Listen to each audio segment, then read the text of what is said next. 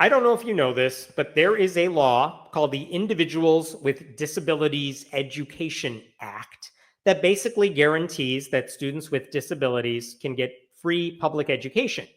And in California, they allow those students to attend private schools, even out-of-state boarding schools, as long as those schools meet those kids' needs, and it's paid for entirely by taxpayers.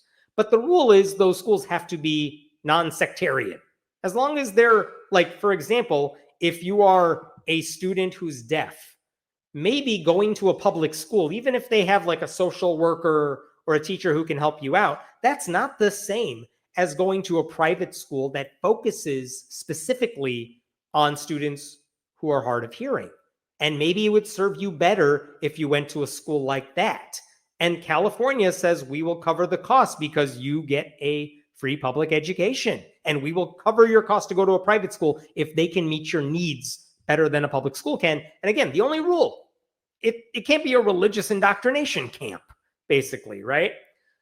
But now there is a recent decision made in California that says, okay, students can go to private religious schools on the taxpayer's dime in California.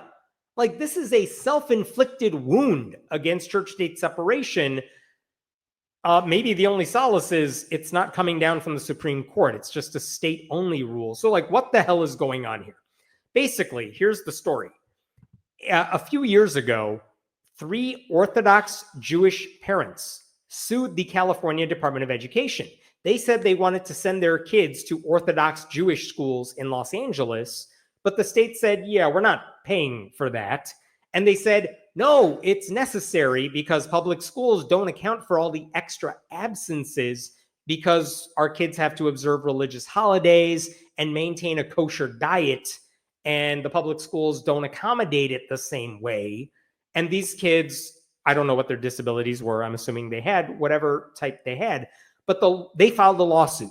And they said it was unconstitutional for California to deny covering the cost of sending their kids to a private religious school. And their lawsuit was then backed by right-wing zealots at the Beckett Fund for Religious Liberty.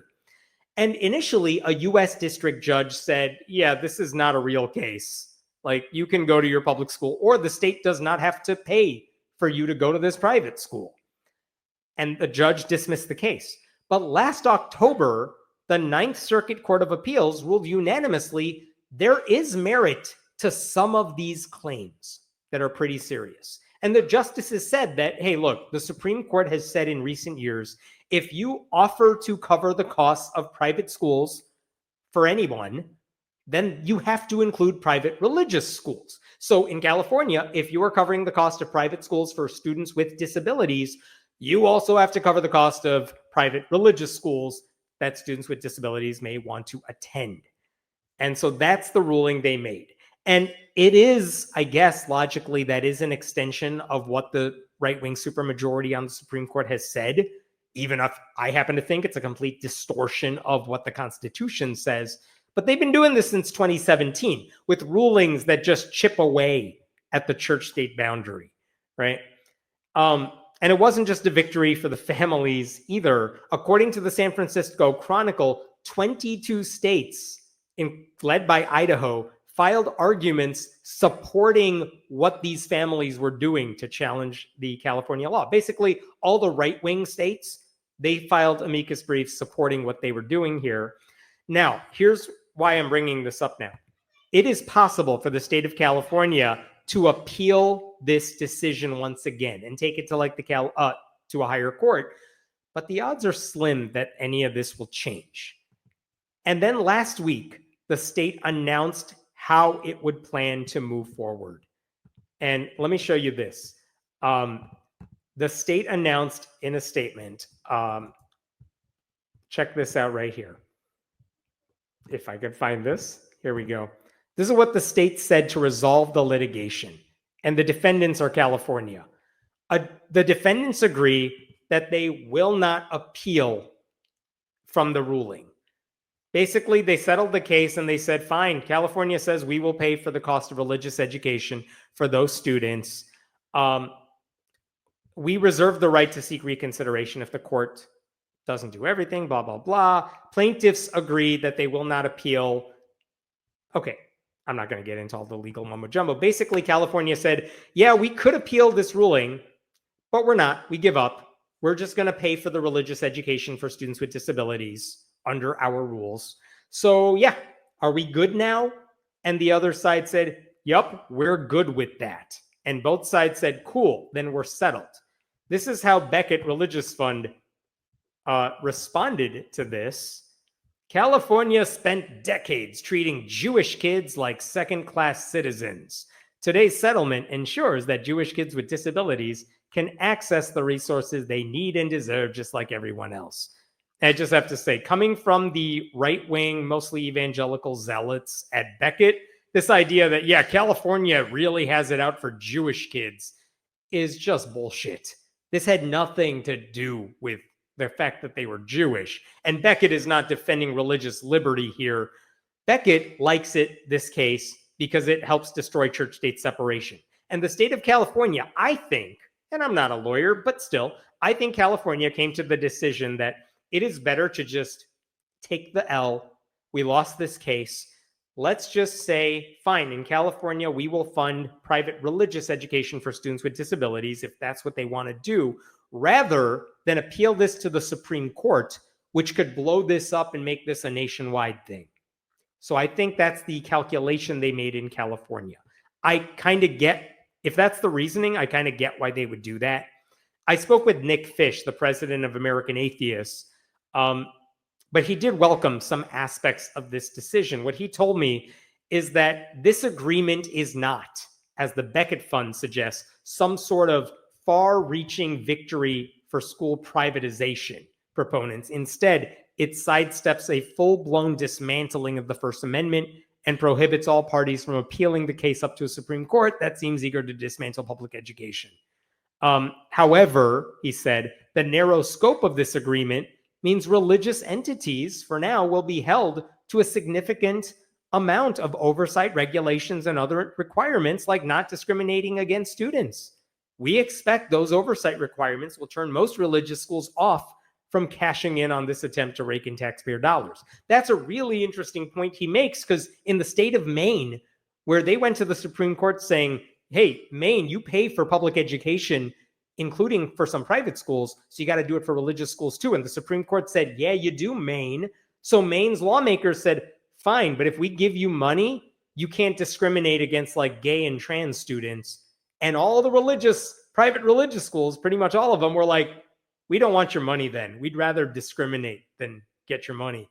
So all the schools opted out of the program. And if California is going to give this money to private religious schools, they can do that with strings attached, as long as those strings are the same across the board. So if they have a rule that says, we'll give money to any public or private school for students with disabilities, as long as you're not discriminating against LGBTQ kids or whatever rules they want to impose, then you have to wonder, okay, how many schools actually want to participate in this? Because I'm sure there are plenty of religious schools that would love to get that taxpayer money, but they really want to be bigots more so. So we'll see. I don't know what they do with that. I am glad that this will not go to the Supreme Court. California could also change the law to say those taxpayer funds cannot go to any private school. However, that might impact some students with disabilities who genuinely would benefit from private schools that specialize in whatever disability they have. So the irony is that the current law actually allowed students to do what's best for their needs, but the revised rules brought about by this lawsuit kind of watered down those rules to make things worse for everyone. But the best we can hope for is that the regulations in place for all schools keep the worst religious actors away. One thing I could not get an answer to, how does California define students with disabilities? Is it someone who has a 504 plan, someone who has an individualized education program, an IEP? Because that could be anybody. A lot of students have special individualized plans, and they don't have severe disabilities in any publicly visible way.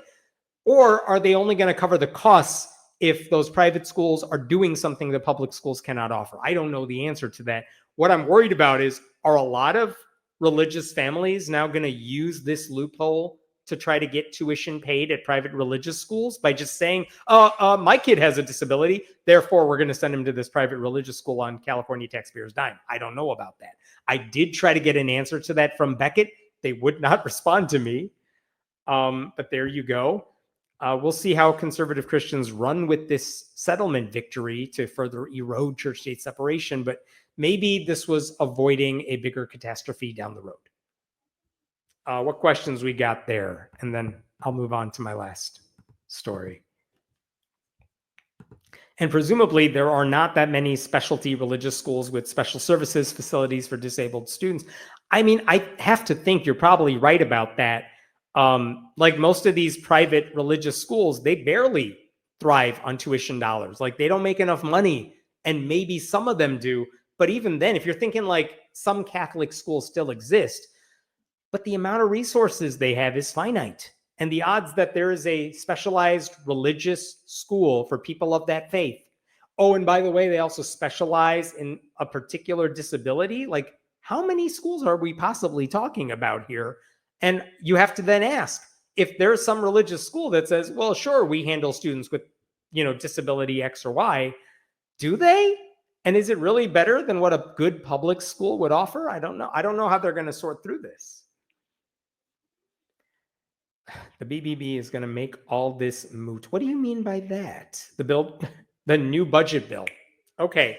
I don't know where you're going with that. I don't know how that makes this, how that changes everything here. So I'll withhold judgment there. What else we got?